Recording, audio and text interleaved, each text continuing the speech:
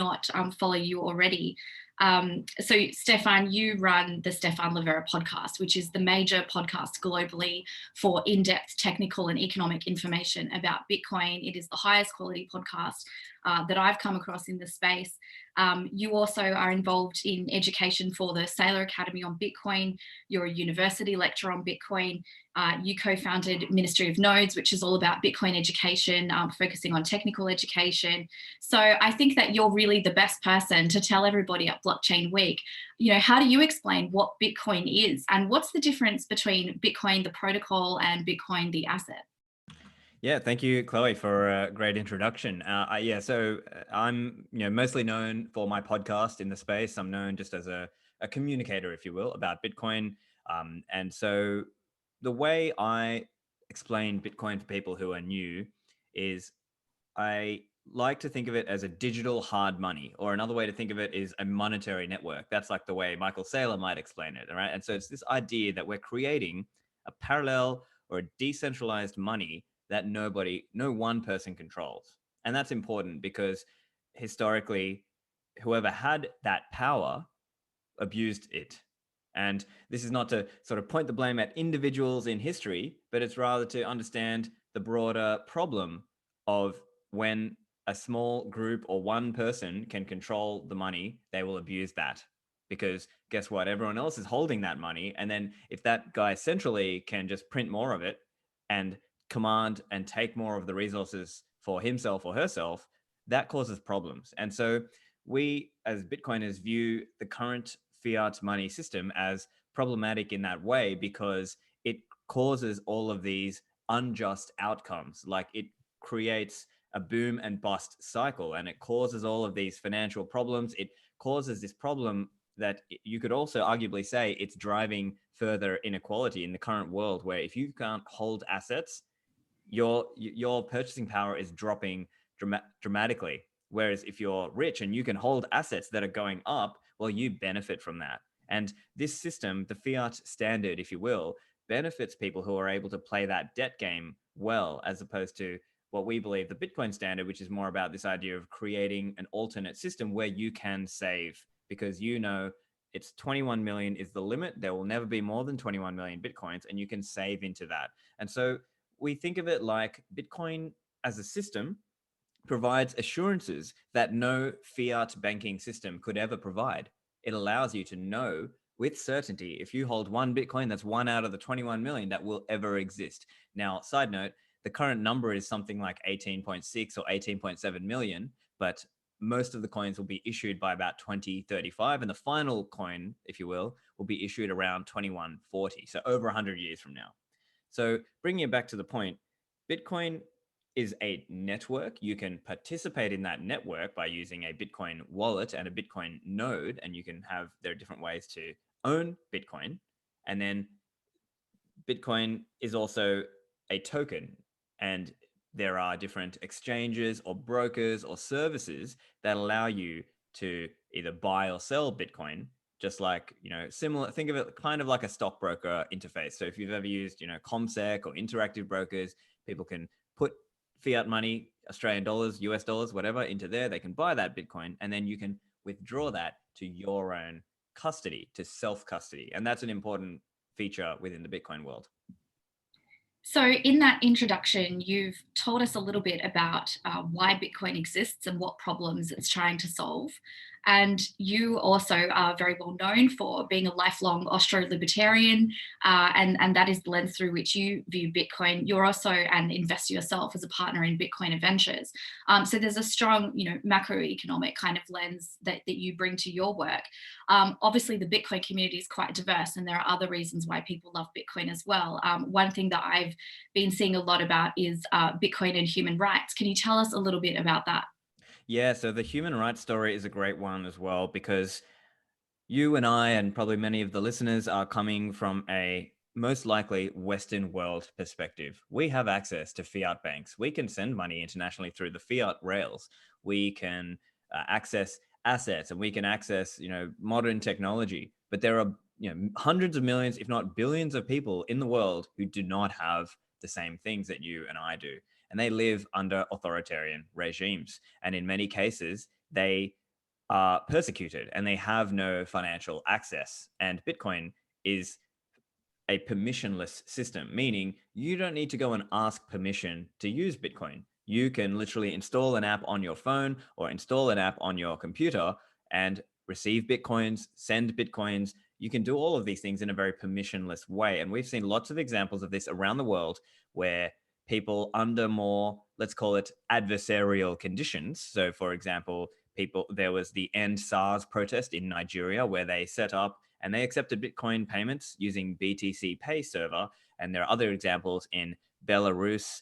There are other examples, for example, where people are sending money home to their family. So they live overseas, they're earning, and then they can send Bitcoins back home to their family as a way to basically give financial support for their family. Now, one of the best guys to follow in the space on this is Alex Gladstein. So for listeners out there, if you're interested in this, go and follow Alex Gladstein. And I've got a couple of episodes with him on my podcast as well. So you can listen to those if you like. And he's really great at spelling out, he's probably the most well-known guy for talking about Bitcoin and human rights. And he's actually the CSO of the HRF, a Human Rights Foundation.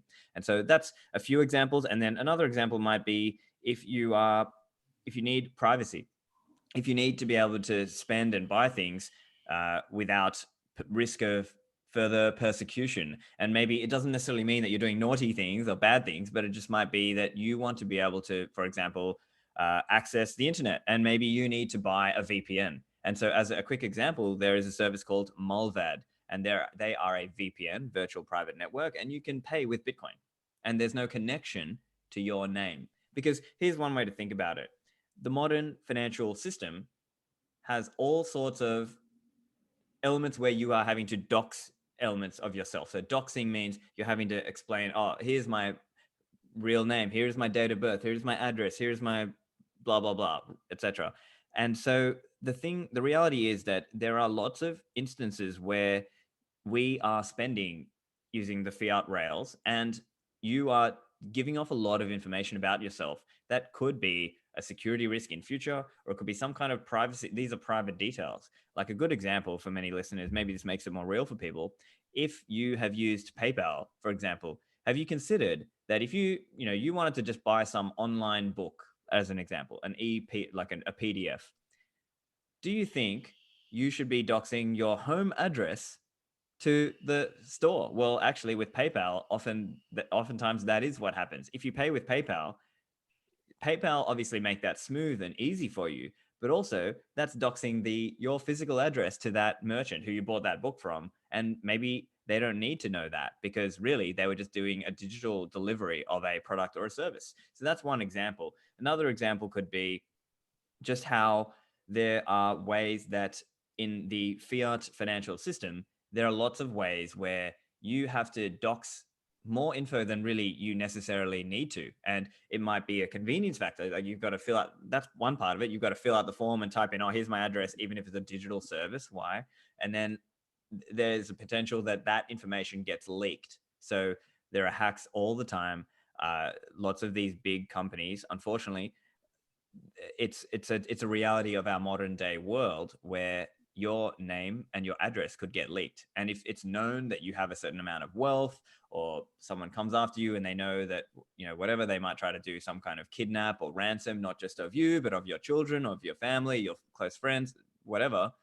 These are all risks that the fiat financial system is creating.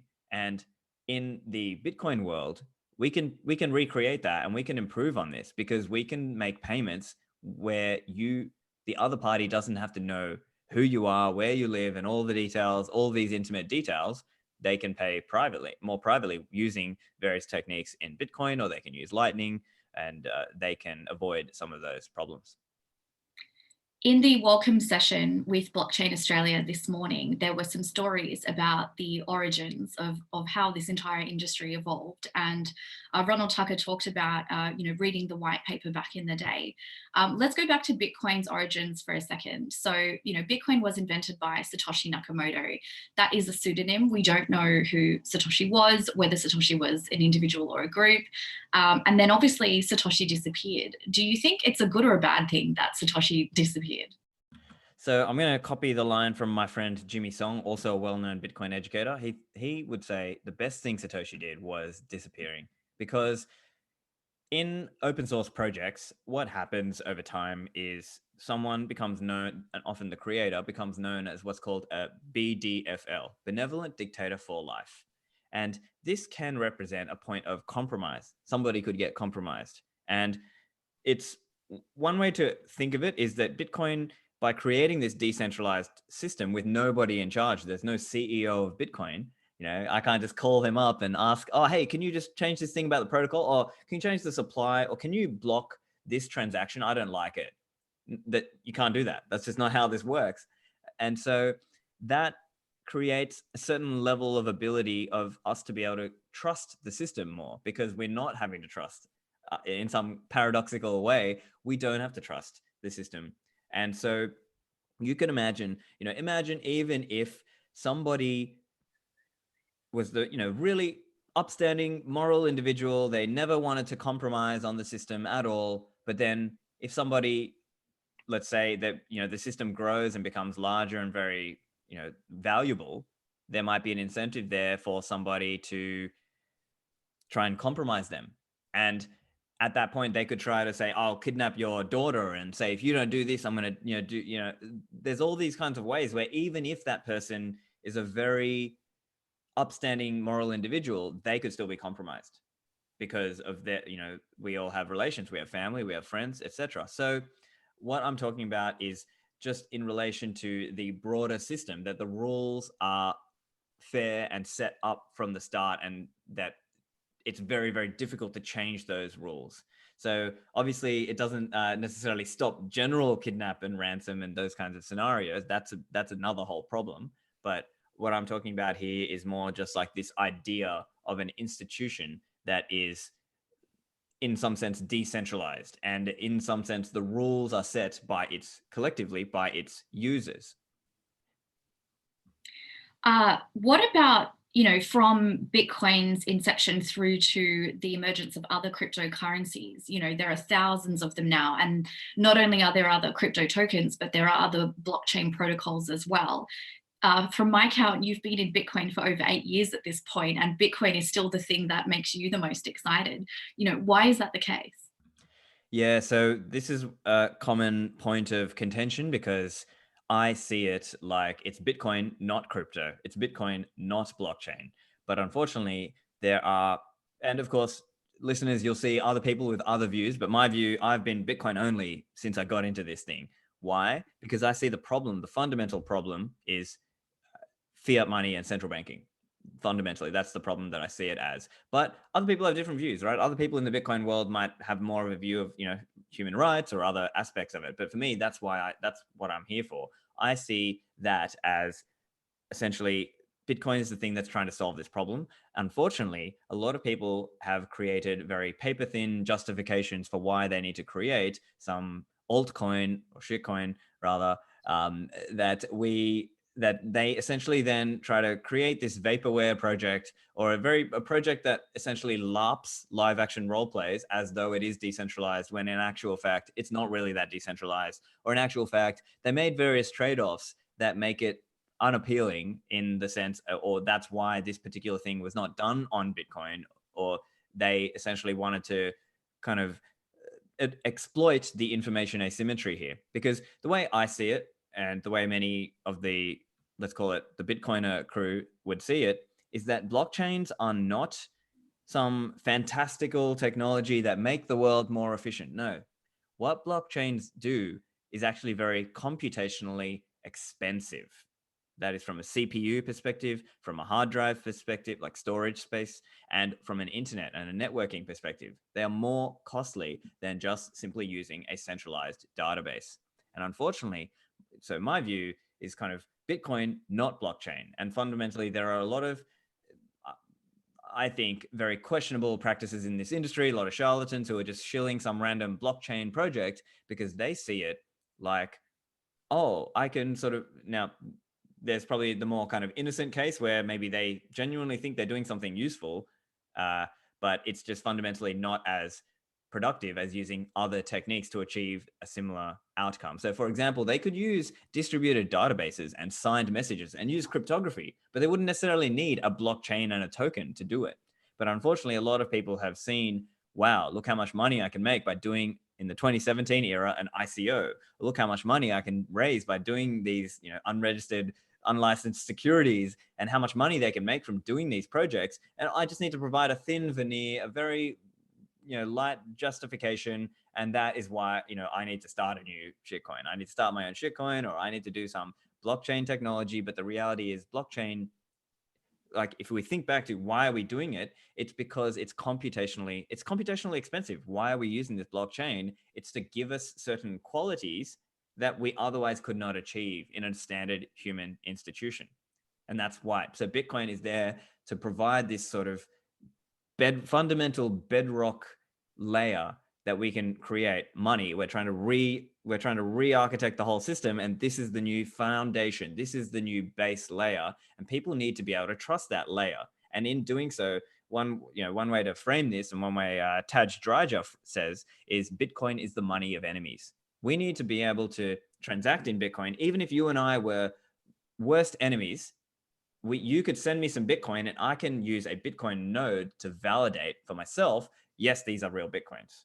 It's, I don't have to trust some other central bank or some financial institution if I don't want to. Now, of course, there will be financial service providers, and there will be Bitcoin banks and so on. But fundamentally, we can use Bitcoin software and Bitcoin nodes to transact in a way that nobody could stop, basically. Or like, it would be extremely, extremely like just difficult for anyone to stop that transaction. And that's where this kind of idea of Bitcoin is the money of enemies comes from, because it's like a credible base layer, right? Even if, if we went back to, I don't know, whatever, hundreds or thousands of years ago, maybe warring tribes, and they want to settle something, and they say, okay, we'll make a payoff in gold, right? Because, whatever, this one guy from my tribe killed your brother, and we need to, whatever, sort of try and settle this.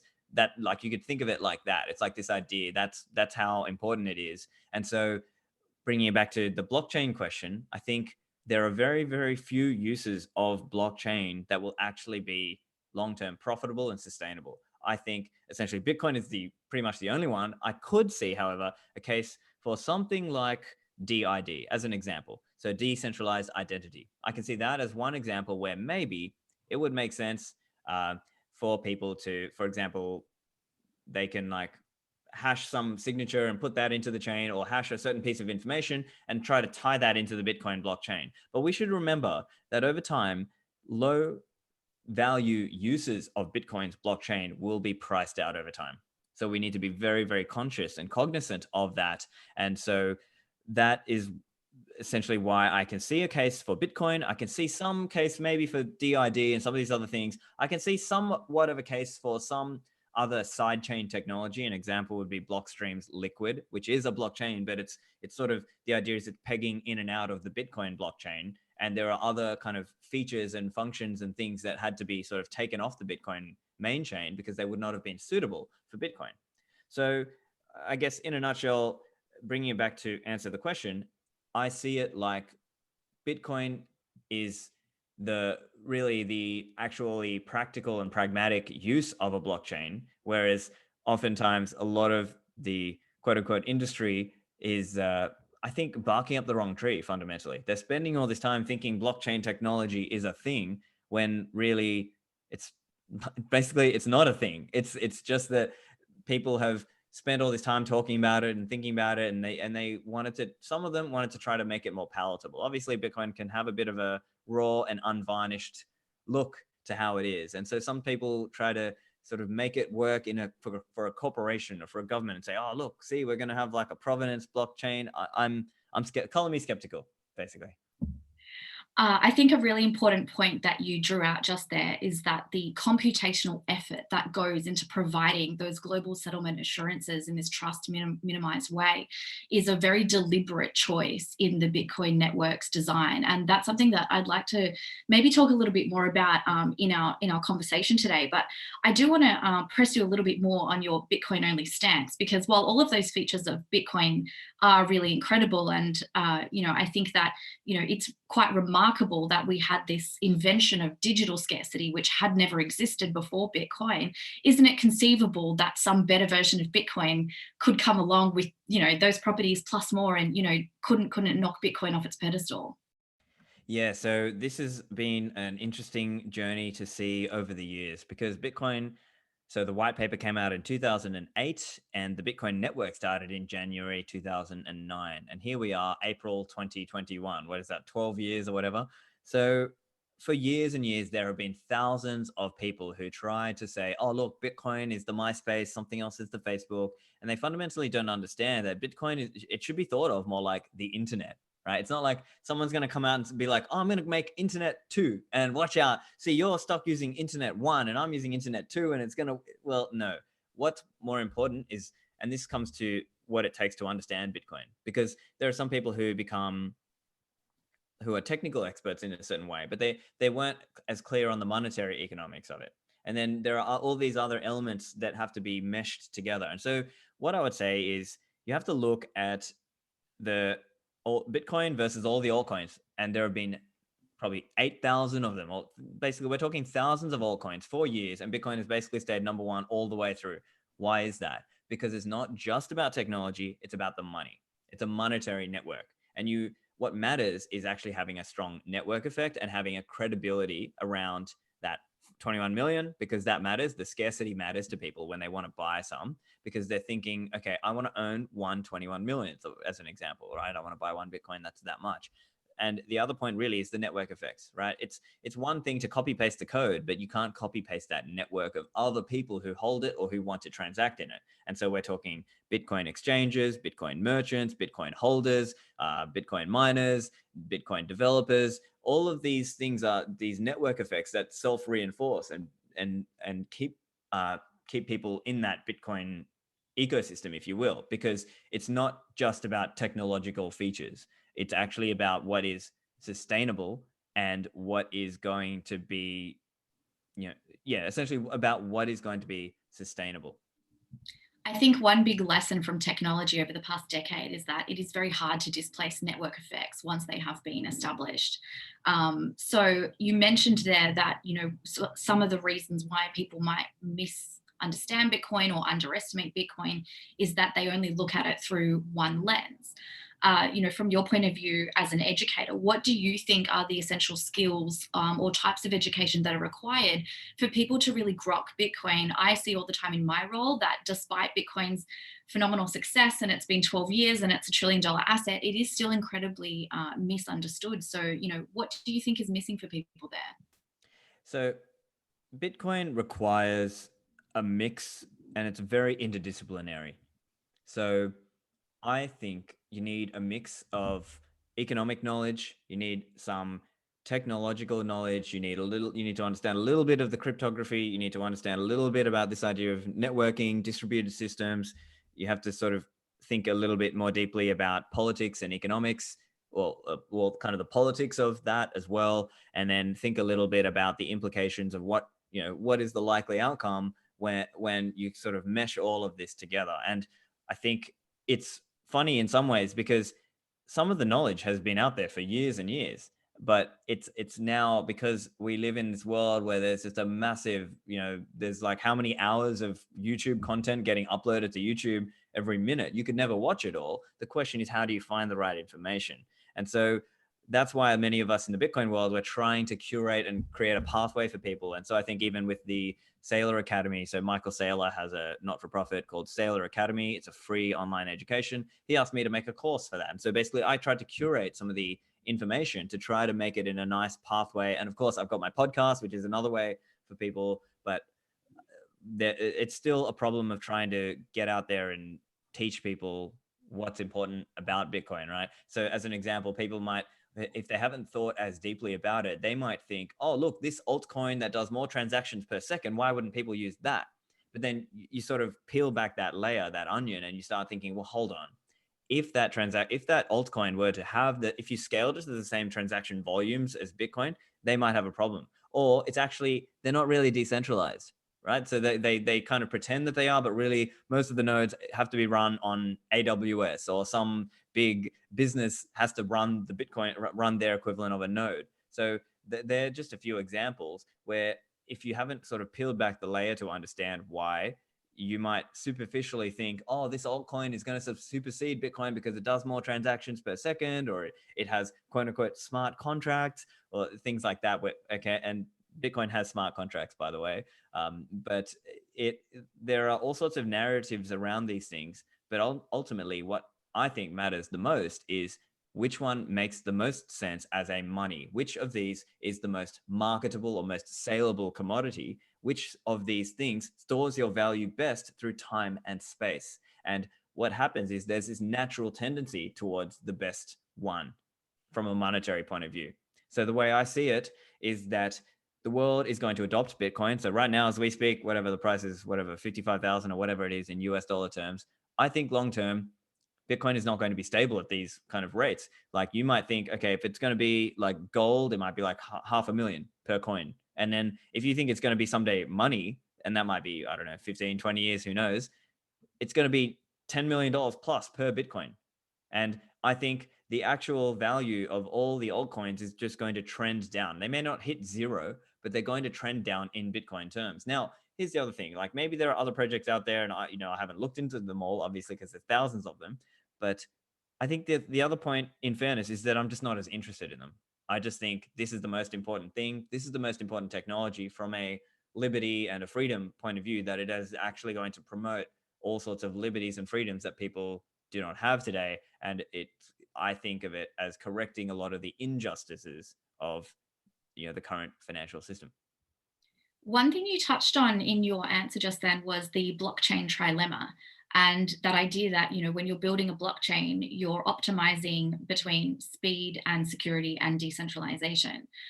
So clearly the Bitcoin protocol is optimized for security and decentralization, and it has been criticized for not having, so many transactions per second. How do you solve the scalability problem when you're not optimized for speed? So the fundamental way to think of this is Bitcoin is a settlement layer.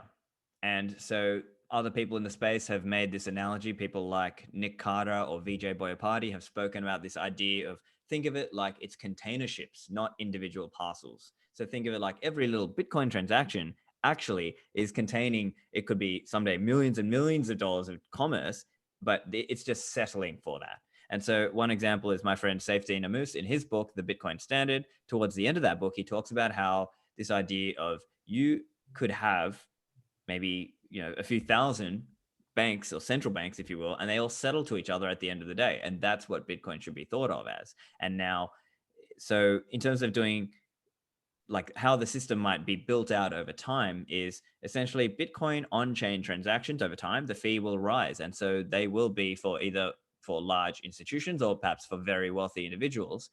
But most of the actual commerce will be done at layers above that. Now, some of that will be custodial in nature. It will be some retail bank or some Bitcoin bank who's helping create retail payment rails for their customers. And in other cases, it might be a more sovereign way where we are using techniques like the Lightning Network or technologies like the Lightning Network, which allows us to scale this thing to literally millions of transactions per second. Because now, instead of trying to make every person in the world hold every transaction, which is obviously not scalable, we are creating it more like everyone stores the Bitcoin node, which has the Bitcoin transactions on it, but those Bitcoin transactions can effectively count for thousands of transactions that have transacted, and it's really just settling. So a common analogy used is this idea of when you go to a bar and you might put your card and say, here's my bar, we're going to create a bar tab, and you might have bought 20 or 30 drinks for you and your friends, and then you settle at the end. That's one way to think of Lightning Network. It's not exactly precise, but it's just to give the concept.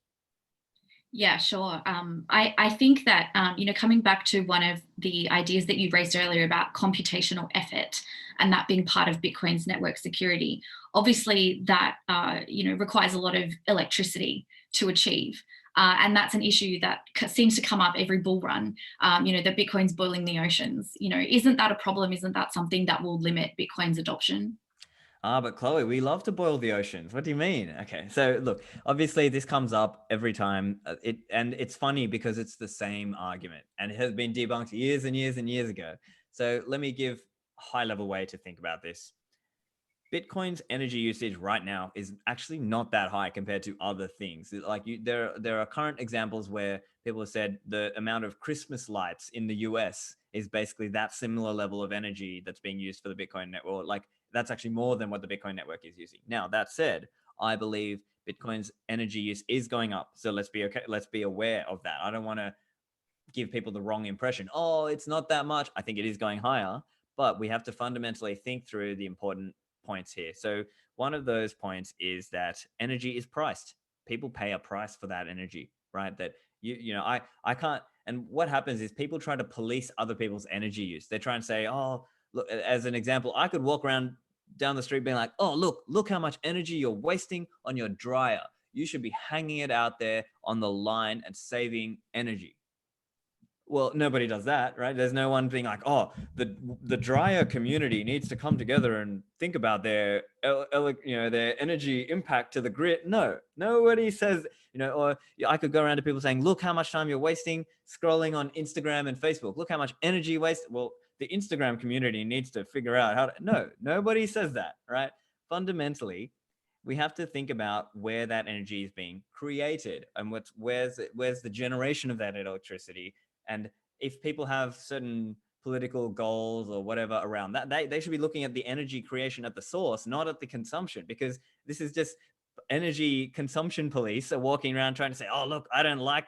And essentially what you find is many of the people making this argument, they just don't like Bitcoin. So of course they will say, that's too much energy. I don't like that you are doing this. And so that's one part of it. The other part is to think about more sophisticated, is to actually look at the composition of that energy usage. Now, a good writer on this is Nick Carter. So for listeners out there, if you search Nick Carter Bitcoin energy, you'll see a bunch of articles on that. And one point to understand here is that there's actually a lot of energy that is not necessarily dispatchable to the grid. It's not necessarily that it could have been used by retail individuals like you and me. It's like somewhere out there, and the cost of moving that energy from there to here is not economic. And so what this system actually in some ways does, the Bitcoin miners become like, they will go to suck up that energy because they know there's energy being used out there. I can set up my Bitcoin miner out here. And so in that way, they are actually just taking up the energy that was otherwise going to go to waste or could not have been sent to the grid anyway. So we've got to remember that point also.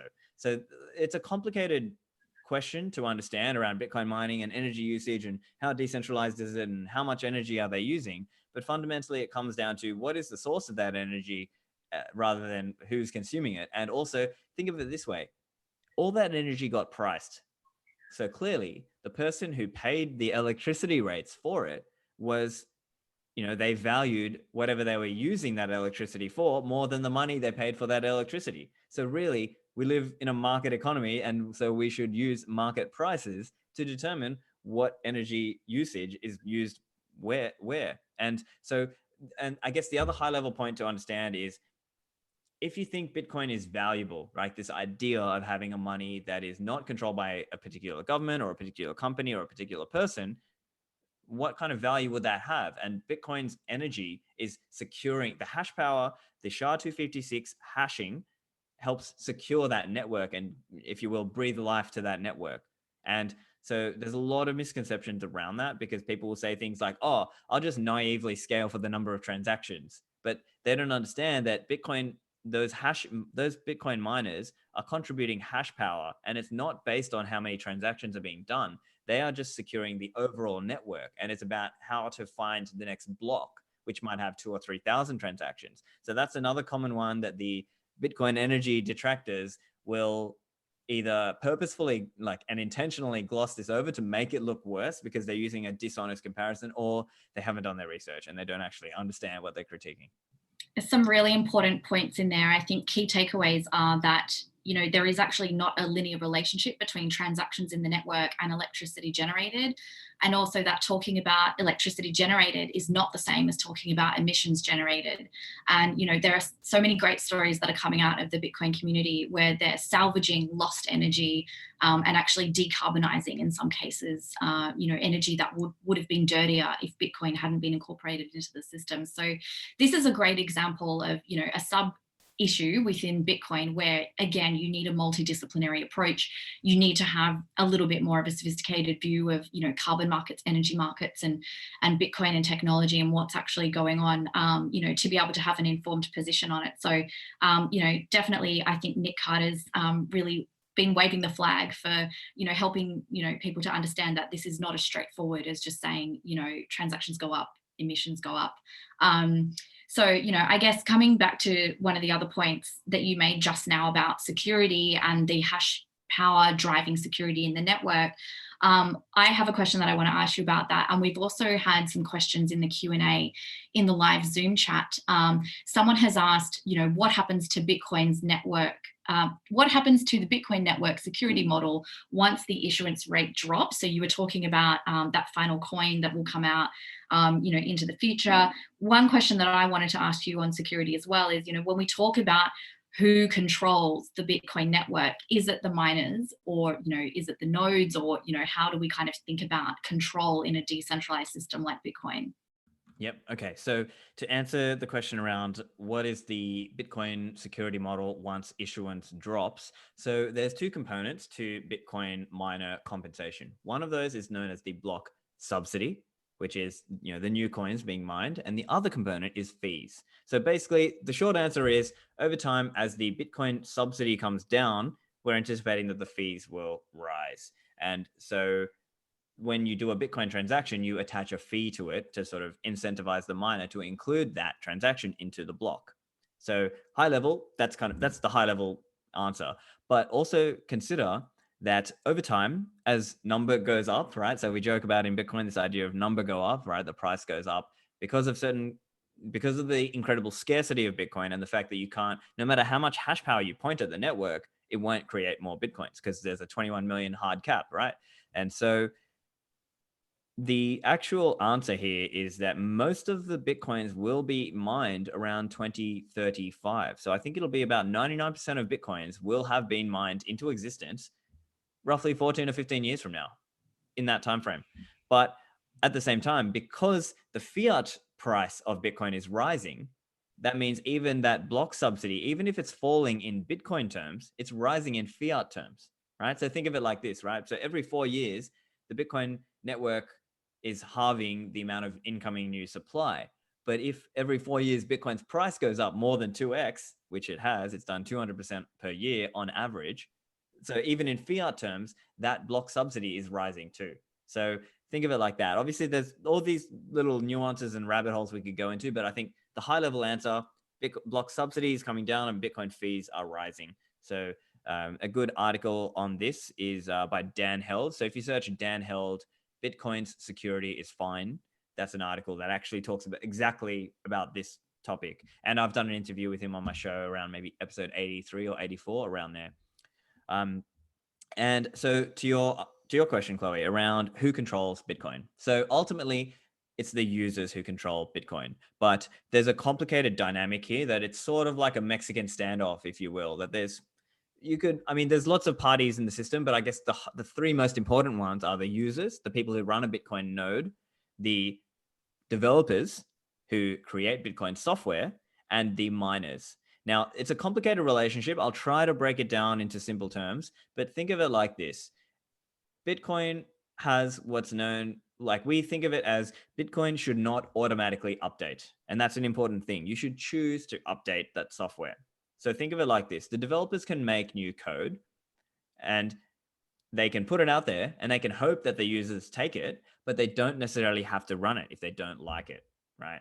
So that's a very, very crucial point to understand. It's not that the developers can just unilaterally just ram this thing down our throats and say, this is the change. No, users have to agree with that change. Now, we can think of the miners kind of like a security guard for the network, right? So this idea that historically people didn't understand this very well. So they thought miners actually controlled Bitcoin and that it was a vote and that we needed enough miners to vote for something to get it through. No, not true. What happened, and a better analogy might be to think of it like you have a house and you've got some security guards there. Those security guards could threaten to just go defend some other house instead. But then what would you do? You would pay some other security company to go and be your guards. So it's the same kind of thing. Like those miners who were threatening to go fork off, they were essentially threatening to say, yeah, we just won't defend your house. We'll go defend that other house. Well, guess what? The value is you are the one with the value. So you just pay somebody else to guard your house. So I'm obviously speaking loosely here, but just to give people the concept again, that's a similar rough analogy or a way of thinking about it. So for listeners interested to really go further, check out some interviews on my show. I've got one with Jonas Schnelly, another one with Matt Corallo and Luke Dasher. Those are probably the best 3 interviews out of the recent ones I've done, where we talk a little bit about some of these dynamics of how the users control the network and developers try to serve them, but also improve the network along certain lines. But they can't just unilaterally ram a change down our throat. We have to actually opt into that change. And so that's why it's sort of like all the parties sort of keep each other honest, and ultimately the user is who decides. So the best example also is the whole 2017 saga. So if listeners are really interested to kind of read a book on this topic, The Block Size War by Jonathan Beer is a great book. He is the guy behind BitMEX research, and he wrote a fantastic book explaining exactly what happened. And I guess the short version is there were some very powerful individuals within the Bitcoin ecosystem. There were miners representing a large amount of the hash power, and a large number of the Bitcoin mining equipment was made by these people who wanted to push a change through, and some developers who wanted to push a change through, and yet they still weren't able to do it because the users were able to fight back.